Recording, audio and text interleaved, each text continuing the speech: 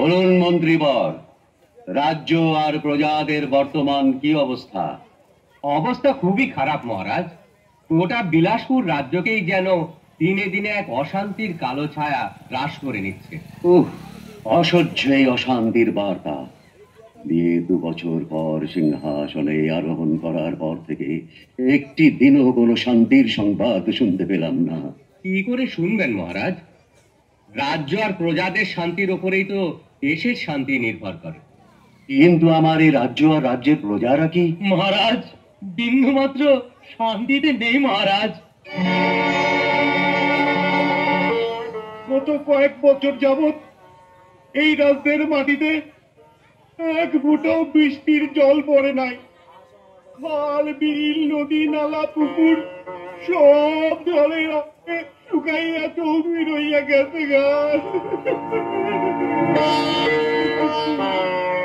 খরার আইপিনের রোদের তাপে পাটের দুপা ঘাসগুলা পর্যন্ত পুইরা অন্ধকার হইয়া গেছে। এই অবস্থায় কি করে যাইবা আমরা পটল ফলাই, আর কি করে যাইবা আমরা গবাদি পশু পালন করি, আর কি করে যাইবা আমাদের মতো গরিব চাষা বুটারা চালে বাইসা থাকে।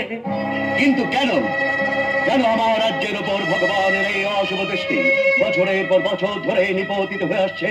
আমি যে কোনো রহস্যই খুঁজে পাচ্ছি না মন্ত্রীবর। শুধু ওই রহস্যটা যদি একবার জানতে পারতাম, তাহলে আমি আমার সর্বশক্তি দিয়ে প্রয়োজনে রাজ্য, রাজত্ব আর সুখ আহ্লাদ সবকিছু বিসর্জন দিয়ে হলেও ওই অশান্তির আগুন আমি আমার রাজ্য থেকে এই চিরদিনের মতো বিতাড়িত করতাম। কিন্তু এর মূল রহস্য যা আজ পর্যন্ত আমি জানতে পারলাম না। মহারাজ, অপরাধ মার্জনা করবেন। পার্শ্ববর্তী রাজ্যের সব মানুষেরা কয় আপনি নিঃসন্তান, তাই? হ্যাঁ হ্যাঁ, আমি নিঃসন্তান, তাই। কথাটা আমিও শুনেছি মহারাজ। সন্তানহীন রাজা নিজেই নাকি অলক্ষণে, যাকে বলে আটকুড়ে।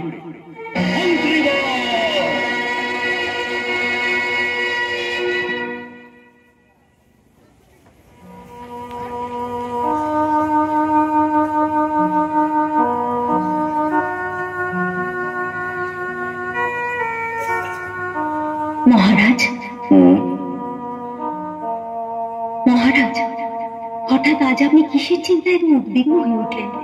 কি হয়েছে আপনার? না রানী, কিছুই হয়নি আমার, এমনি একটু। আপনি বলতে না চাইলে আমি জানি মহারাজ। আজ দিনের বেলায় দরবারে আলোচিত সব কথাই আমি শুনেছি। রানী?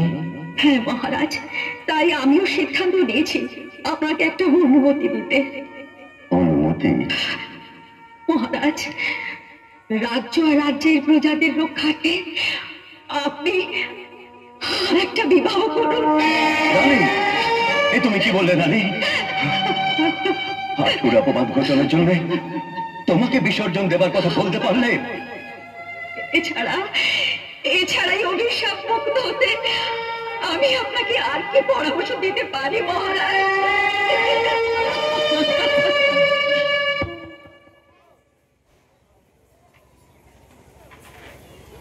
এত রাতে এই শূন্য দরবারে আমাদের কি উদ্দেশ্য নিয়ে ডেকে পাঠিয়েছেন মহারাজ? রাজ্য আর প্রজাদের মঙ্গলের জন্য আমি রাজ্য ত্যাগের সিদ্ধান্ত নিয়েছি। সে কি কথা মহারাজ?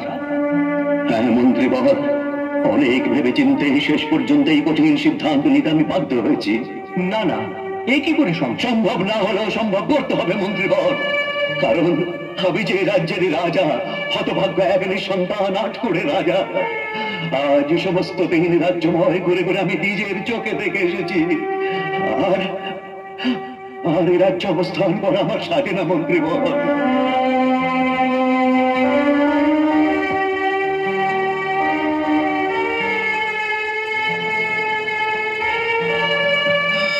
পিতা, আপনার বড় অভাগা সন্তান আমি, পারলাম না আপনার এই সিংহাসনের পবিত্র দায়িত্বের বোঝা বহন করতে।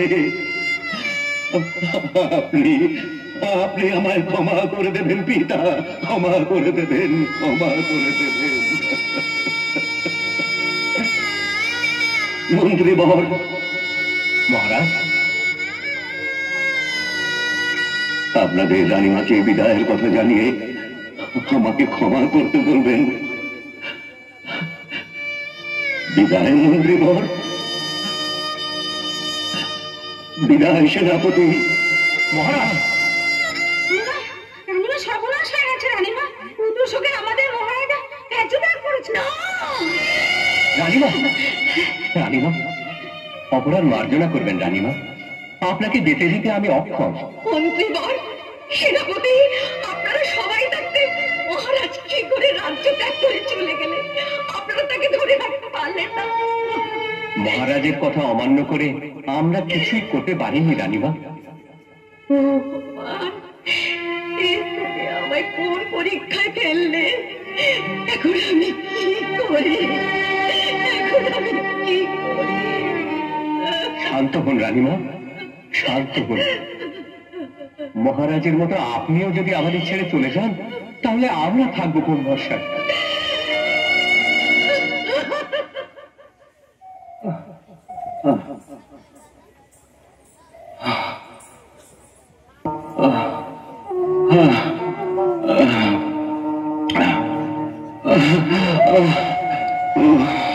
ভগবান, তৃষ্ণায় বুকটা ফেটে যাচ্ছে। এক ফোঁটা জল কোথাও দেখতে পাচ্ছি না। চারিদিকে শুধু উঁচু নিচু বনভূমি। এমন একটা সমতল ভূমি কোথাও দেখতে পাচ্ছি না যেখানে শুয়ে আমি একটু শান্তি মতো শেষ নিঃশ্বাস ত্যাগ করতে পারবো। ভগবান,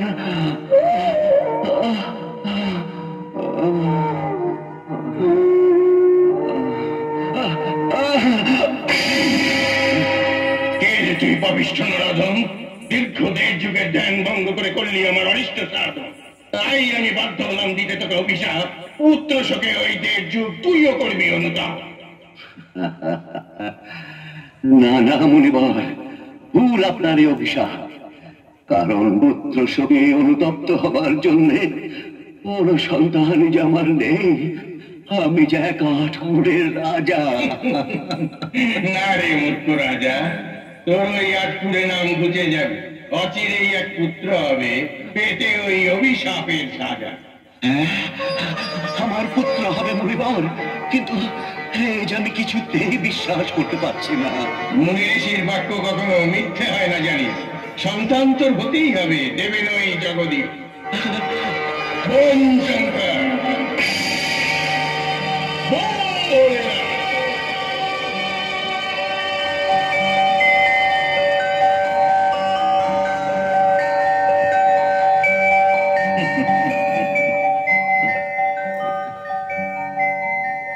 এই নে স্বর্গীয় পীর, এটাই তোর ভাঙবে ভুল।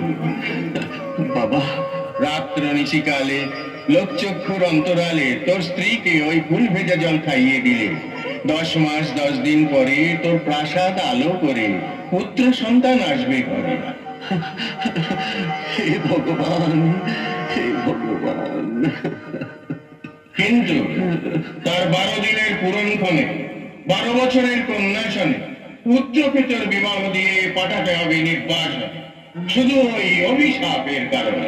না না মুনিবর, ফিরিয়ে নাও তোমার এই অভিশাপ। না না না, ফিরিয়ে যায় না নেওয়া দেওয়া অভিশাপ। পরিবার নাকি কিছু শুনে অনুতাপ। আমার এই বাক্য যদি করিস লঙ্ঘন, বাঁচবে না তোর পুত্র, কাঁদবি আজীবন। ওম শঙ্কর, ওম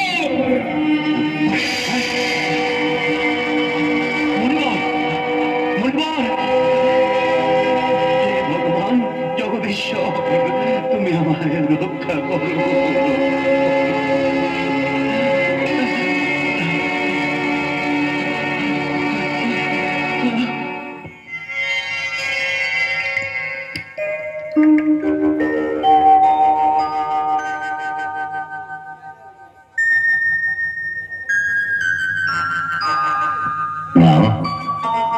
মুনিবরের দেয়াই ফুলের জল ভগবানের নাম নিয়ে পান করো রানী।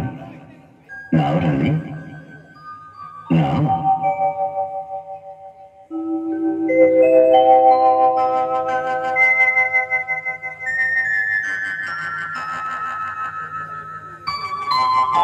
ভগবান, তুমি আমাদের মনোবাঞ্ছা পূর্ণ করো।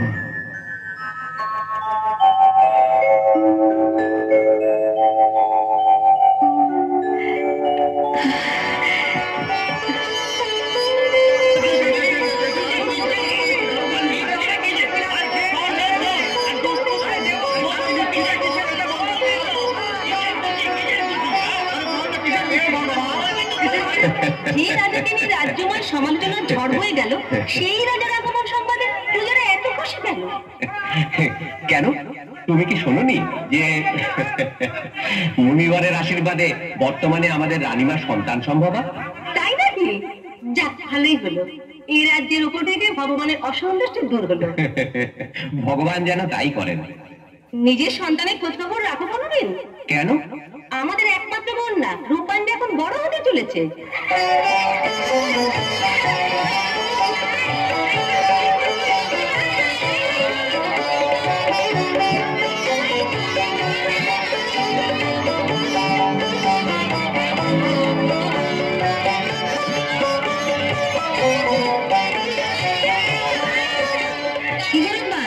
সারাদিন সখীদের নিয়ে হই হল্লা করে দিন কাটালে চলবে, নাকি লেখাপড়া কিছু করতে হবে? কিসের লেখা কিসের পড়া গো, ওটাই না কিছুই ভালো লাগে না আমার দাইমা, দাইমা গো।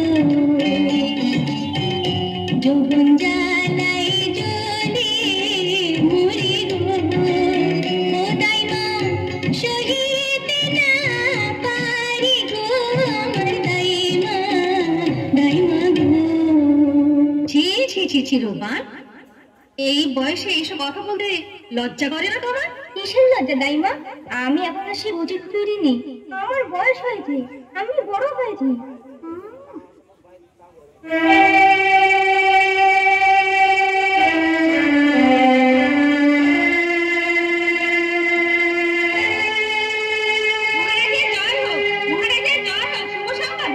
কি সংবাদ?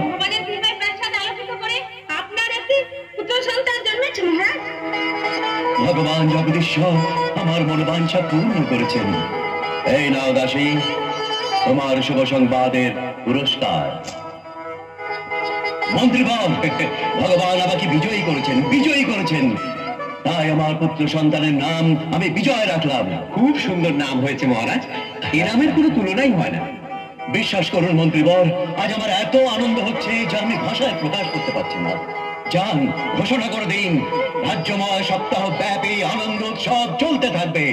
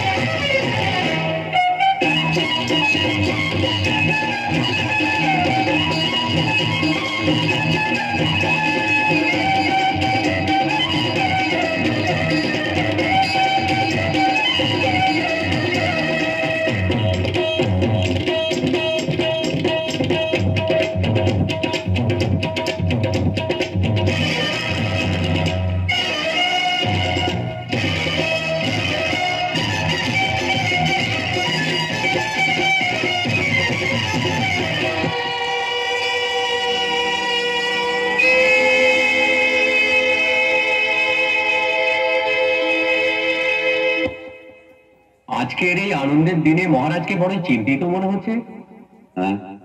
কি হয়েছে আপনার মহারাজ? যা হবার তা তো হয়েই গেছে মন্ত্রীবর। এ আবার কি কথা মহারাজ? সামান্য শান্তির মুখ দেখতে না দেখতেই আবার অশান্তির সংকেত। ওই অশান্তির সংকেত দিন রাত আমাকে পীড়া দিয়ে আসছে। তাই তো এত আনন্দ ঘন পরিবেশেও আমার মনে বিন্দু মাত্র আনন্দ নেই। আমার পুত্র বিজয়ের 12 দিন বয়স পূর্ণ হতে আর মাত্র 5 দিন বাকি। সেই দিনই 12 বৎসর পূর্ণ হওয়া কোনো যুবতী কন্যার সাথে বিবাহ দিয়ে তাকে নির্বাসনে পাঠাতে হবে, নইলে নইলে সে আর বাঁচবে না। মহারাজ, 12 বছরের যুবতী কন্যার সন্ধানের দায়িত্ব এই অধমের ওপর ছেড়ে দিন। প্রয়োজনে একটা নয় 10টা পরগনা খুঁজে 100টা 12 বছরের কন্যা এনে হাজির করব। হ্যাঁ হ্যাঁ, সেনাপতি সমর সিং তাই করবেন, নইলে যে রাজ্যের আলো আর প্রজাদের মুখের হাসি দূর হয়ে যাবে চিরতরে। মন্ত্রী বলুন মহারাজ, আজ রাজ্যময় ঢোল পিটিয়ে রাজ ঘোষণা প্রচার করে দিন। যথা আজ্ঞা মহারাজ, আমি এক্ষুনি সব ব্যবস্থা করছি। জরুরি ঘোষণা, জরুরি ঘোষণা। আগামী মঙ্গলবার দিন যার কন্যা বা ভগ্নীর বয়স 12 বছর পূর্ণ হইবে, সে যেন তার কন্যা বা ভগ্নীকে নিয়ে রাজা বিক্রম রায়চৌধুরীর 12 দিনের একমাত্র শিশুপুত্র বিজয় রায়চৌধুরীর সঙ্গে বিয়ে দেবার মনস্থির করে রাজ দরবারে উপস্থিত হইবেন। যে ভাগ্যবান ব্যক্তি উপস্থিত হইতে পারবেন, মহারাজ ঘোষিত 1 লক্ষ স্বর্ণ মুদ্রা এবং অর্ধেক রাজত্বের অধিকারীও হইতে পারবে। না না না, কখনো বিয়ে হতে পারে না। দরকার হয় মেয়েকে কেটে নদীতে ভাসিয়ে দেব, তবু দিনে শুনে অমন ভাবে মেয়েকে চলে দিতে পারবো না। ঠিক আছে গিন্নি, তোমার কথাই থাকবে। বড় স্বাদ হয়েছিল রাজার বিয়াই হবে, সে ঘুরে বাড়ি। কি বললেন মন্ত্রীবর? 12 দিন পূর্ণ হতে আর মাত্র 1 দিন বাকি আছে, অথচ আমার একমাত্র পুত্রকে রক্ষা করতে আপনার একটা 12 বছরের কন্যার সন্ধান দিতে পারলেন না। চেষ্টার কোনো ত্রুটিই করিনি মহারাজ। তার মানে আমাকে বোঝাতে চাইছেন যে আপনি আমার এতদিনের পুরাতন অভিজ্ঞ মন্ত্রীবর হয়েও আমার এত বড় সংকট মোচনে আপনি সম্পূর্ণ ব্যর্থ হয়েছেন? না মহারাজ, তবে তবে কি বলতে চান? এই রাজ্যের কোথাও কি 12 বছরের একটি কন্যাও নেই যার সঙ্গে আমার বিজয়ের বিবাহ দিয়ে তাকে বাঁচাতে পারি? থাকলেও কেউ যে স্বীকার করতে চায় না মহারাজ। তার এত বড় সাহস যে 12 বছরের কন্যা ঘরে রেখেও স্বীকার করতে চাইছে না। কোন মন্ত্রী? আমি এক্ষুনি নিচে গিয়ে তার দেহ থেকে মুন্ডুটা খণ্ডিত করে নিয়ে আসি। থাক সেনাপতি, তার আর প্রয়োজন নেই। আপনারা এখনই রাজ জ্যোতিষীকে দরবারে হাজির করুন, গণনা করে দেখবো 12 বছরের কন্যা কার ঘরে আছে। 12 সালের কন্যা চাই, নইলে এবার রক্ষা না। ওম শান্তি, ওম শান্তি। সিংহ কর্ক তুলা রাশি কন্যাতে কাছাকাছি।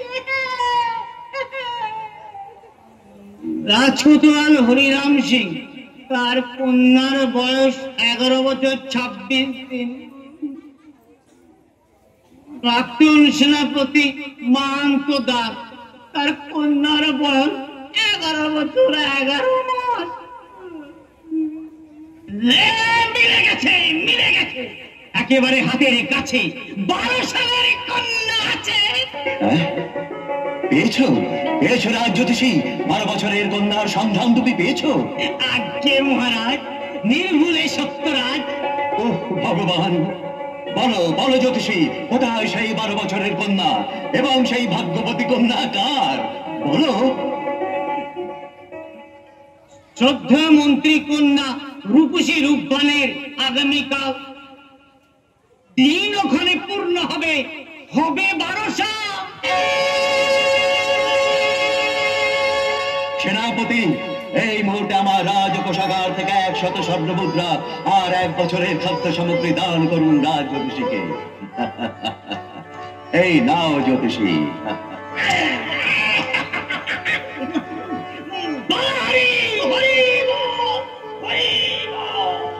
মন্ত্রীবর,